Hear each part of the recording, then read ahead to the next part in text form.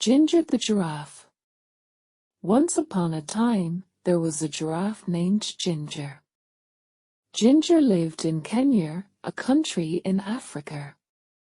Like all giraffes, Ginger had a long neck and long legs.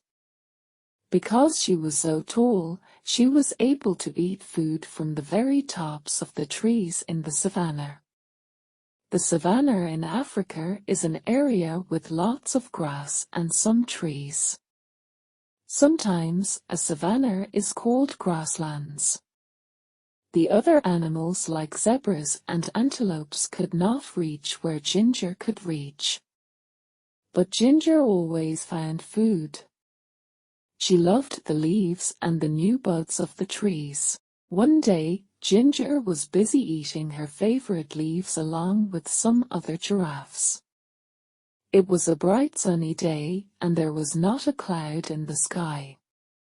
It had not rained for a long time, so the grass was very dry. She heard a noise down at the bottom of her extra long legs. It was her friend, Mickey the monkey.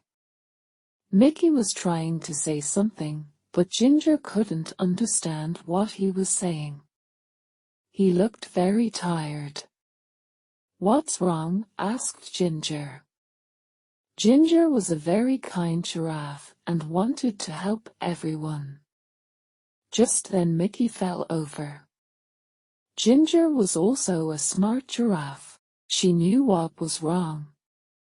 Mickey couldn't find anything to eat, and he was very hungry. Ginger nibbled some fresh, tender leaves and buds from the top of the tree where she was eating. She dropped some of the leaves and buds to the ground near where Mickey was. Then she nudged him a little with the hoof at the bottom of one of her very long legs. "Wake up, Mickey," said Ginger. "I found something for you to eat." Slowly Mickey sat up and ate a little. After a while, when Mickey was feeling better, Ginger asked him, "What's happened, Mickey? Why are you so hungry? Why can't you find anything to eat?" Mickey said, "It hasn't rained for so long and now there's no more food." "That's not good," said Ginger. "What's happening with the other animals?" "No one knows what to do," answered Mickey. "All the zebras and the antelopes and the elephants are getting worried about the dry grass. Some of them are thinking about leaving the savannah and trying to reach the jungle."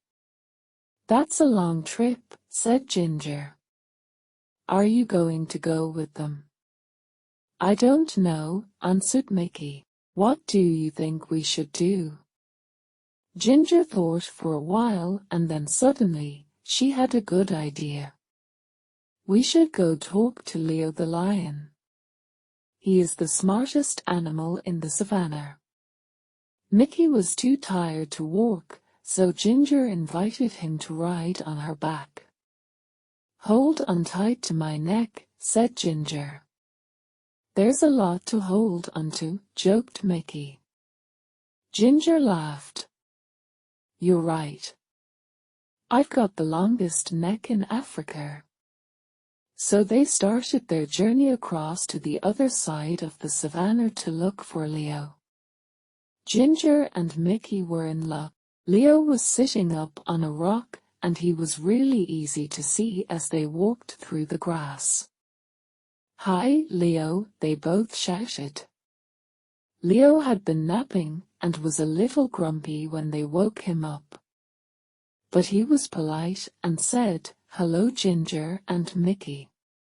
Why did you walk the whole way across the savannah?" "Just to wake me up."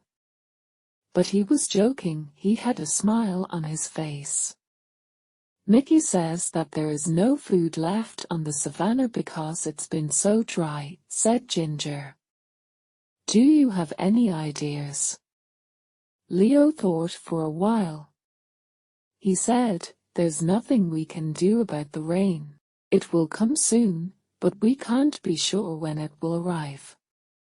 When the rain comes, all the plants will grow again, and there will be lots of food for everybody. He thought a little longer. The only thing I can think of is for everyone to move closer to the forest, he continued. There will be more things to eat there, but I know it's a long trip, and it will not be very easy. It might take days to get there. Ginger and Mickey looked at each other and then looked back at Leo. Thank you, Leo, said Ginger. It's probably best if they all try to get closer to the jungle. They said goodbye and then walked back across the savannah. Now they needed to gather all of the animals together to start the long journey. Ginger didn't need to go along because she had plenty of food in her high trees. But she was a good friend and wanted to help as much as she could. They walked towards her favorite trees, and guess what she and Mickey saw? All of the animals were already gathered there and waiting for Ginger and Mickey. "Why are you all here?" asked Ginger. "Eddie the Eagle told us that you're taking us to the edge of the jungle," said one of the zebras. "How did he know?" asked Mickey.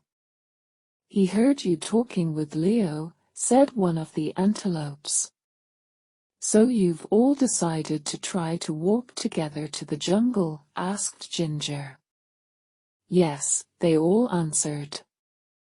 "If you'll help us to get there," added one of the elephants.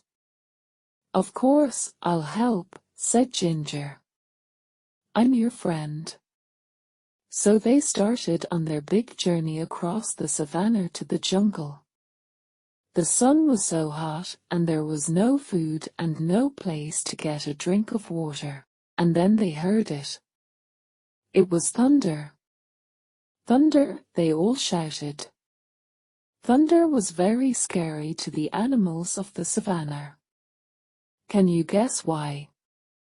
Fire. Sometimes the lightning hits the dry grass, and the whole savannah catches fire. Then everyone has to run. And that is exactly what happened. "Fire!" they shouted. They could smell it.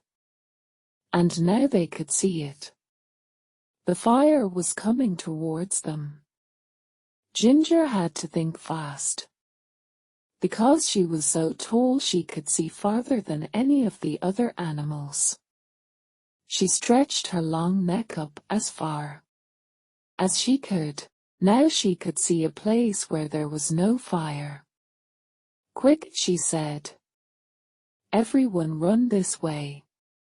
All of the animals followed her and ran as fast as they could. Soon they were out of danger. They stopped and gathered together one more time. "Is everyone here?" Ginger asked. She wanted to make sure they were all safe. All the animals looked around, they were all there.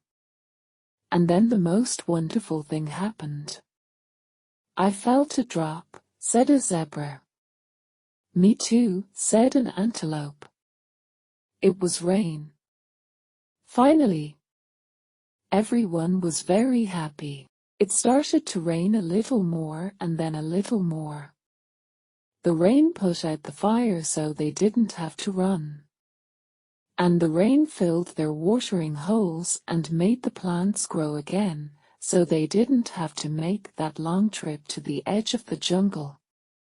Everyone would soon have enough food and water.